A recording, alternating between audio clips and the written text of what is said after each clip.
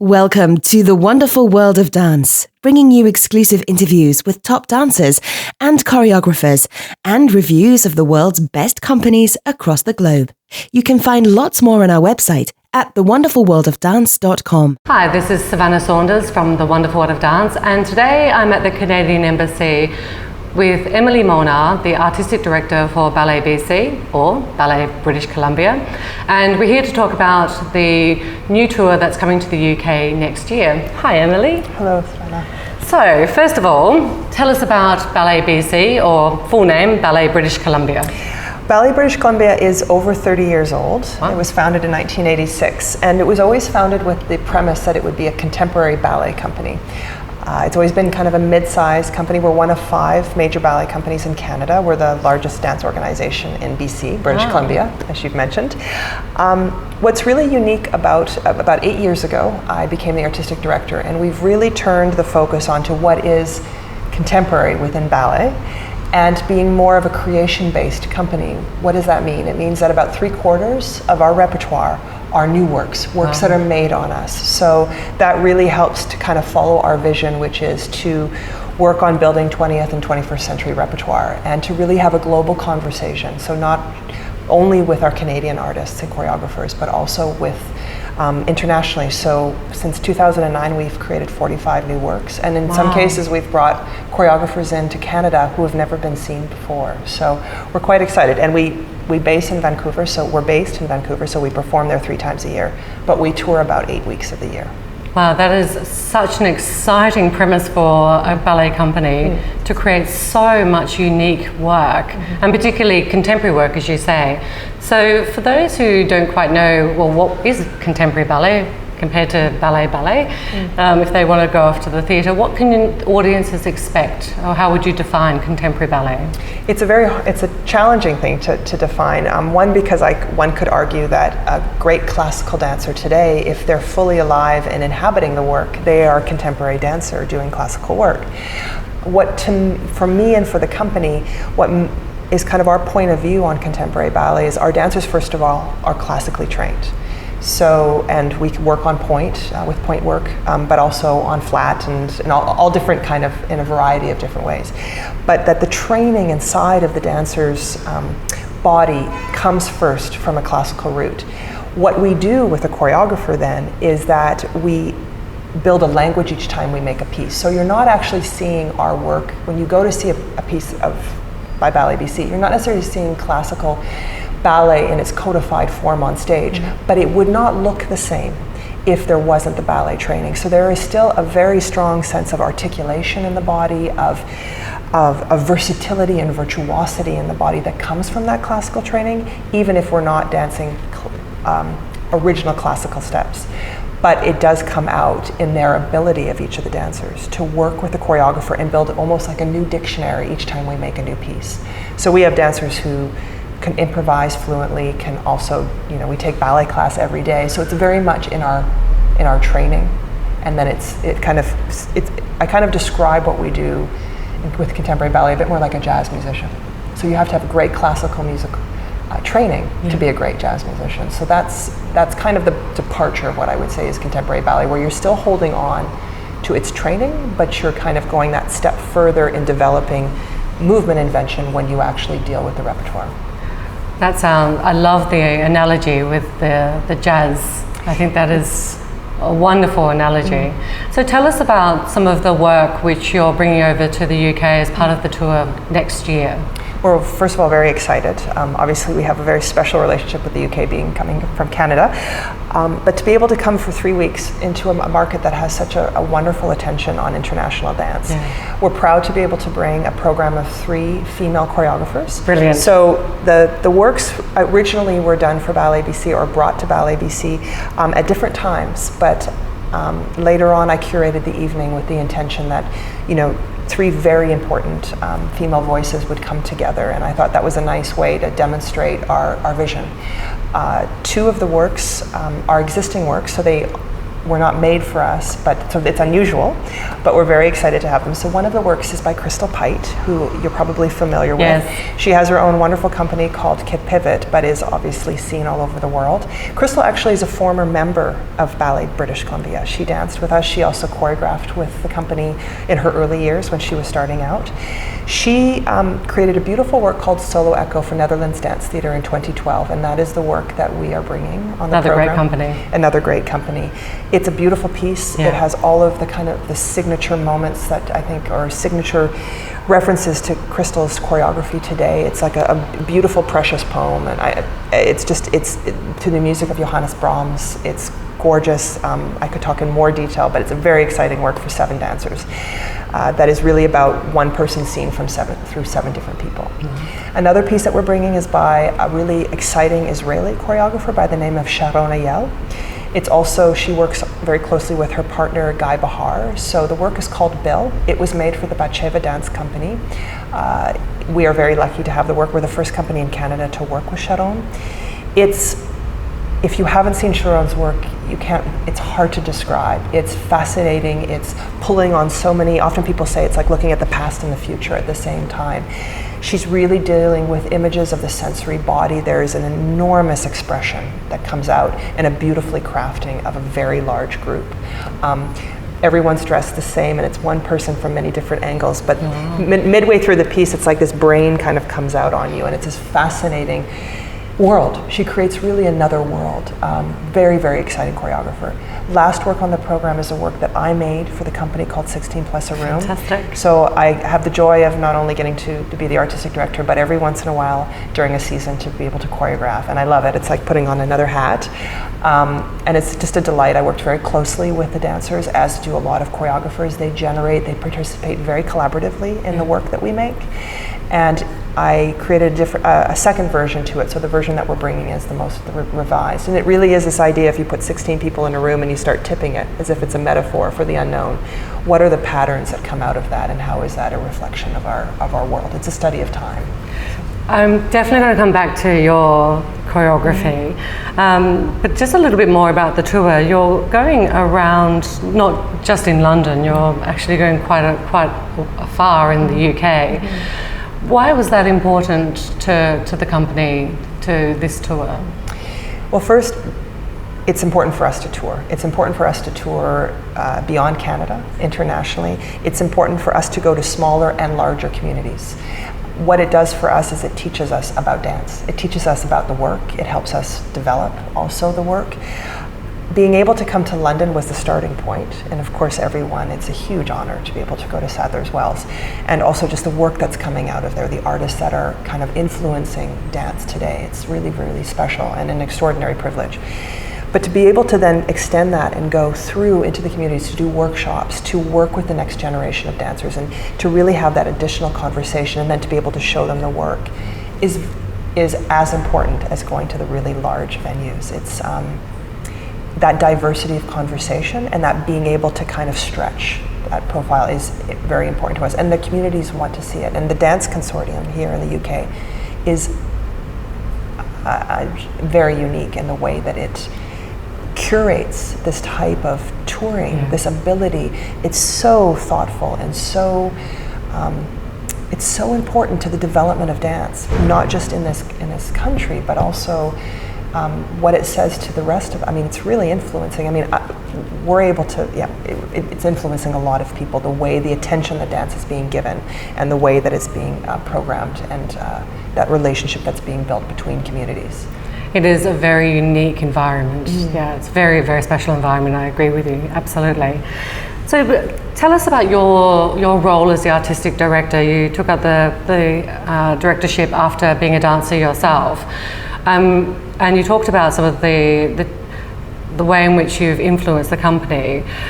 Tell us about your vision, that is, what does the future look like for the company, for Ballet BC? And as the artistic director, what do you see are some of the changes that you would like to see either within your own company or within the dance community back home or globally, which is obviously quite a wide question. Yeah, that is a very wide question. So maybe what I can do in answering that, because it's a wonderful in-depth question. For us, why we make dance and how we make dance is as important as what we make. So to your part of your question about, how is this affecting, it's really important that the most important person in the room is actually the art. So if we are able to do that, then hopefully that spirit is philosophically is passed on in the work. So the kind of work that we make has that spirit inside of it, and that will get passed on. So we really care about what happened before us and what will happen after us, and that has to do with how much respect we give the moment that we're in, and that we work collaboratively as a group. Each dancer is a soloist within a group. So whether you dance the work or not, whether you were in the making, it's all important. So what is that doing for the future? Hopefully it's allowing dancers to have a future, first of all, to be able to make it a profession. Being able to employ a dancer in a company full-time is an important endeavor that we don't lose. That we are able to make new work is an important endeavor that we can't lose. And that and this is why touring and also building a conversation at home is very important, that we have an audience that wants to have a conversation, and it's not about having an opinion about work, it's about experiencing it and having a dialogue. So it's about liking and hating something. It's not about saying, well, unless this is this type of work, a masterpiece, and what makes a masterpiece, but it's being able to really look at what dance can do and how is it different or similar to the other art forms. So all of that interests us as a company. So what is my vision for us going forward? It's to be able to do that and do that even more, to go deeper. So when people ask me this question, it's, often some people will say, well, of course, people want more money, they want more. Actually, when I got the company, we were in a major financial crisis. And one of the first things I had to say, or I found myself saying, is money doesn't equal standard. So if that's true, then the base of the company is actually about the practice, deepening our practice so that we are more sophisticated in what we're doing. And that means we have to look out, and then we have to look in. And we have to keep doing that work. And then with that in mind, hopefully the work we make is great, and it's going to help us go across the world. But it's first and foremost, why did we even step in the studio? And to make sure that if we love it, that we don't lose it. And so that's the vision going forward. And yes, if there can be a few more production dollars and things like that, that would be great. Globally, yes. And locally, yes. So part of the vision has always been of the company that there's a certain amount of attention on professional development and leadership, that the dancers have a voice, that they are able to express themselves, that they are also spokespeople or persons for art and for the artist in society. That's not just our company, it's their endeavor of doing it is going to open up the way for other people and to make sure people know how important it is, not just to them but to our society. The way in which you're describing the future of the company, or what's intrinsically important to the company and to yourself as the artistic director, to me sounds very much like a treasuring, is how it sort of feels to me. And I wonder about, as the artistic director, you talk about the quality of dance. What do you look for when you're looking for artists to join your company? You talk about a lot of qualities there that are quite internal, but can be articulated externally through the structure and the work that you create. What do you look for in dancers? That's a great question. And to the internal becoming external, we are always dealing with audiences. So there is always that openness, that generosity that one hopes for. So one of the things I think over the past 8 years, now going into my 9th season, the audition process is quite intimate as well. So yes, I watch a ballet class, but that is like that much. We teach repertoire, we do improvisation, I build work on the dancers, I have conversations with them. What I'm really looking for is, yes, a great dancer, someone who has great training, classical and contemporary, but more than that, how does someone think? How curious are they? Can they laugh in the studio? Are they hungry to learn? Because as you probably are aware, dance requires an enormous amount of commitment. It takes us, we don't have a conductor helping us get through, so we have to spend many hours refining and defining what we do. So it takes an enormous amount of stamina and courage. So I'm looking for that in an individual. How do you find that in a short period of time when you're auditioning? But you can, you see it in someone's eyes. You see it in their need to have to do it, because we need that in the profession to really have this kind of honest and generous conversation. And tell us about your days, or a typical day as the artistic director, and no doubt it involves, as you say, working with dancers and funding, but describe what your crazy day must be like. Well, there's not a lot of hours of sleep, but I am an artistic director that really enjoys being in the studio. Okay. So I love coaching the work. So I'm usually working, I take class with the dancers. So part of it's really important to me because I continue to learn. Yeah. I think through dancing. It's moving helps me. It's also being a part of community. That's the beautiful thing about our art form, is that it's community based. And to be able to just kind of learn with the dancers still what they're working on. So if we do workshops, so I will enter into that process with them.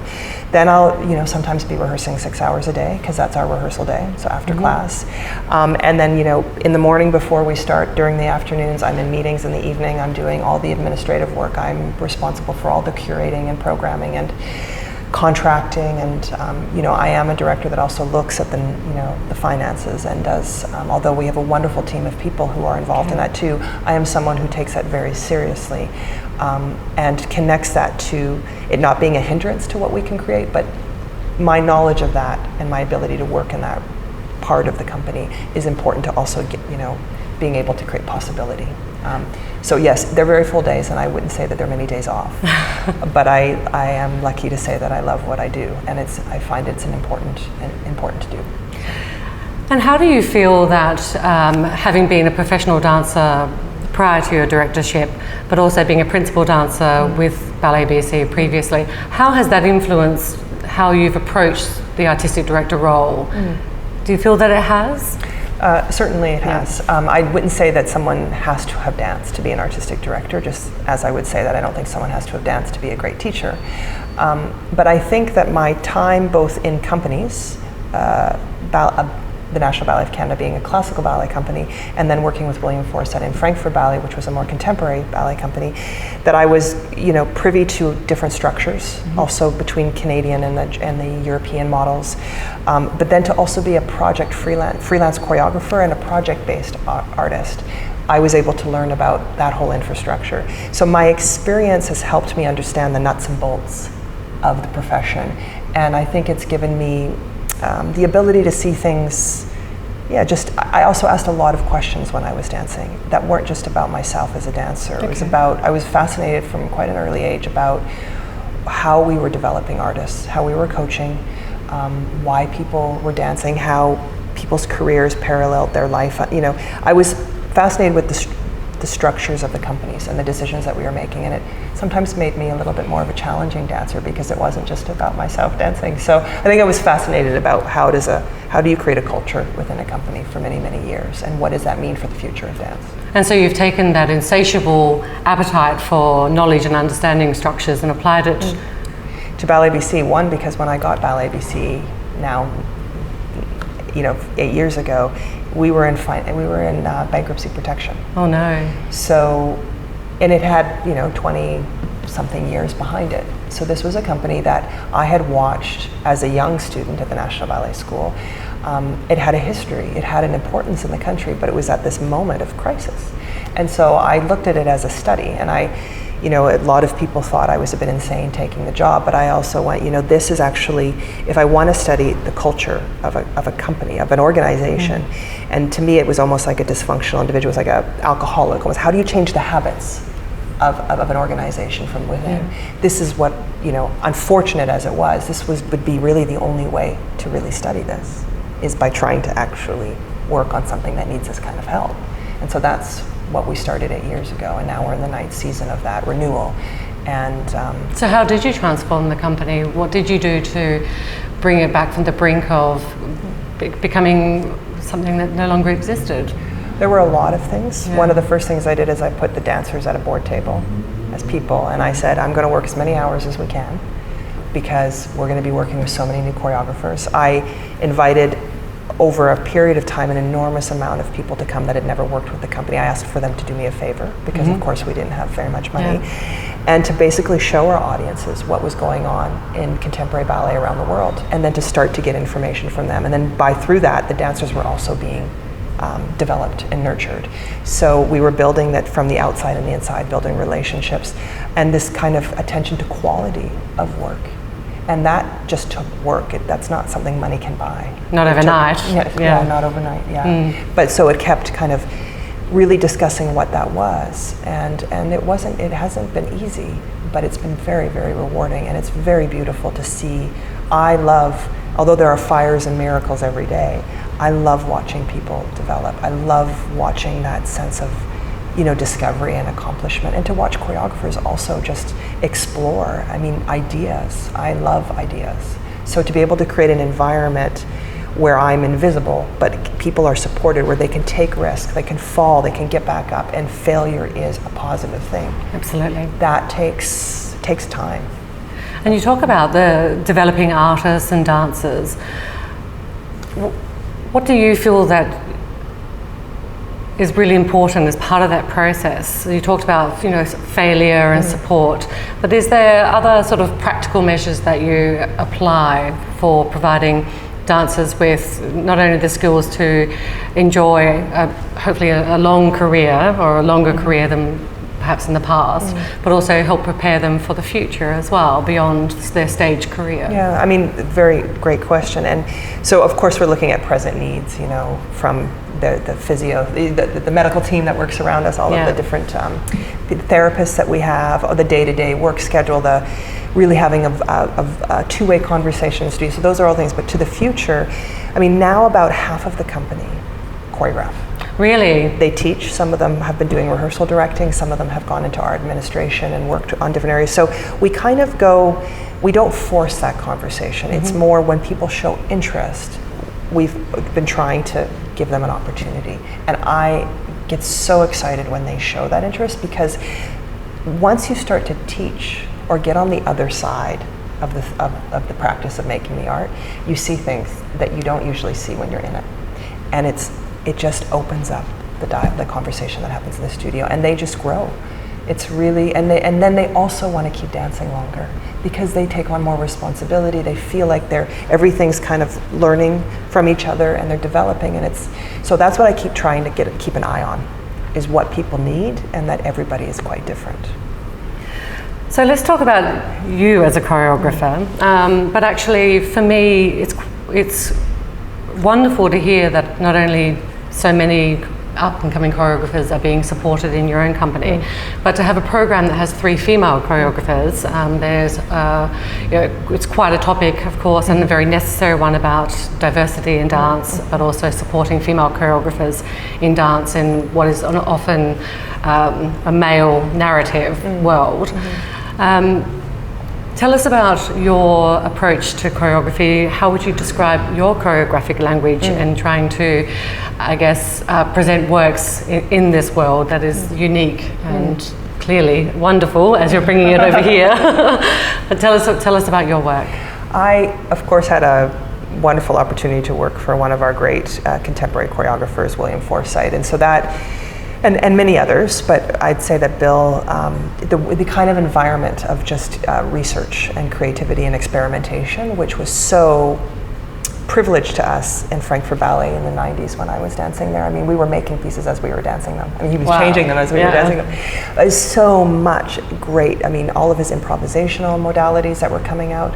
So I have that in my history, and of course I'm still learning from those things. I'm still questioning them and still developing my awareness of them. So I think that I pass an interest on in the sense of really collaborating with the dancers. So I ask them often to take an idea and then to come back. And so I might say, what would happen if we take this, often I use text. So that's where my kind of relationship with the writing of Emily Dickinson for this piece and Virginia Woolf, it's if you start with this phrase or take something in this book that interests you and then go away and generate something from it. And so then we start to build this kind of foreign but then not so foreign language That becomes the movement vocabulary.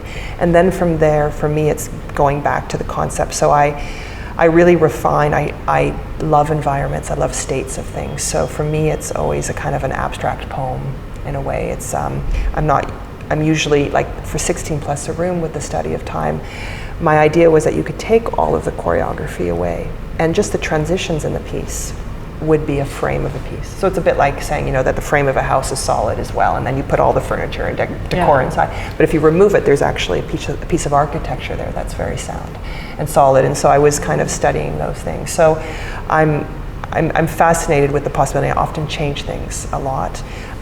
Some of the sections, there'll be a dancer who is passing through a very choreographed phrase, but he's being asked to imagine that the ceiling is the floor and the floor is the ceiling. So then there's another layer. So I'm curious about pushing those possibilities. And some are successful, some are not so successful, but it's changing the responsibility of the dancer on stage, I find quite fun, to give them a lot of voice inside of the work.